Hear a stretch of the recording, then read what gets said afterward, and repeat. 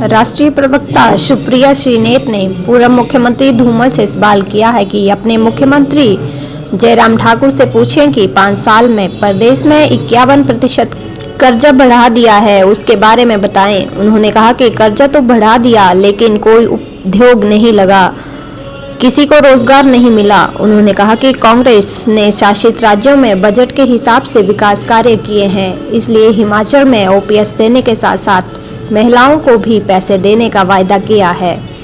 राष्ट्रीय प्रवक्ता सुप्रिया श्रीनेत ने कहा कि 5 साल से बीजेपी सत्ता में है लेकिन रोजगार देने का ब्यौरा नहीं दे रही, लेकिन अब घोषणा पत्र में 8 लाख रोजगार देने का वायदा किया है।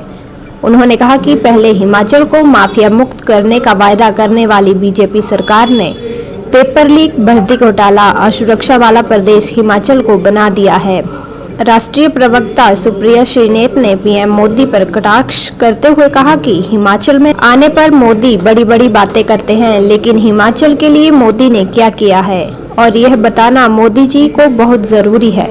उन्होंने कहा कि 30 अक्टूबर को बीजेपी ने पैसा खर्च करके ताकत दिखाने की कोशिश की है, जिसमें 40 उड़न खटोले उड़ रहे हैं और जब कोरोना बीमारी थी तभी उड़न खटोले नहीं आए। उन्होंने कहा कि ये सवाल आज जनता पूछ रही है।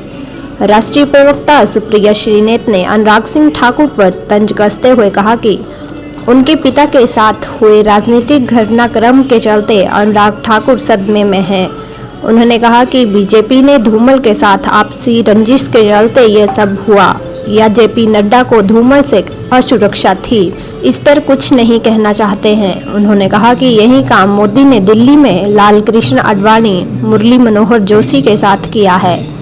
उन्होंने कहा कि अनुराग का विचलित होना वाजिब है क्योंकि अनुराग को आगामी हार दिख रही है।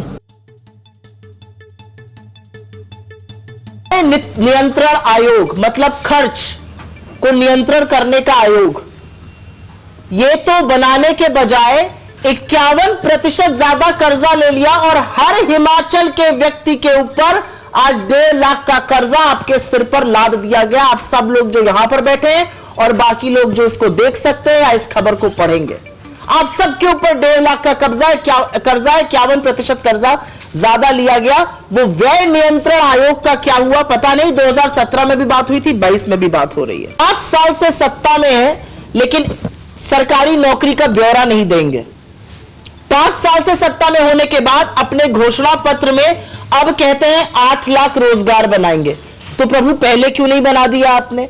और ऐसी तमाम वो चीजें हैं, लेकिन उनके घोषणा पत्र पर मैं सवाल उठाऊं इससे पहले मैं ये जरूर कहना चाहती हूं कि हिमाचल को माफिया मुक्त करने का वादा करके जो आए थे, उन्होंने खनन का माफिया बना दिया, भर्ती का माफिया बना दिया, पेपर लीक का माफिया बना दिया, यहां तक कि महिला सुरक्षा के भी माफिया हैं। जब 2 साल की गुड़िया नाले में पड़ी मिलती है तो पहले मनाली, फिर कुल्लू, फिर पीजीआई उसको रेफर किया जाता है। उसकी मेडिकल रिपोर्ट कल शाम तक तो नहीं आई थी।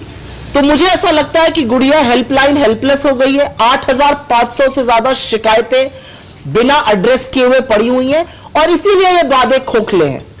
जो लोग सैनिकों के सम्मान की, हिमाचल से 402 सैनिक प्रति 10 लाख पर भर्ती होते हैं, देश में सबसे ज्यादा। ये सिर्फ देवभूमि, आस्था की भूमि नहीं, ये शौर्य और पराक्रम की भी भूमि है। क्या कर रहे हैं आप इन सैनिकों के लिए? आप इनके बच्चों को 23 साल में रिटायर करने का प्लान बना रहे हैं और उनके बुजुर्गों का पेंशन से हक मार रहे हैं। एक शब्द नहीं है ओपीएस पर पूरे मैनिफेस्टो में, तमाम जुमले।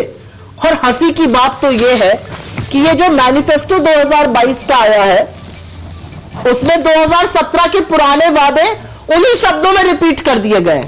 अरे इस समय तो 5 साल की सरकार को रिपोर्ट कार्ड दिखाकर वोट मांगने थे।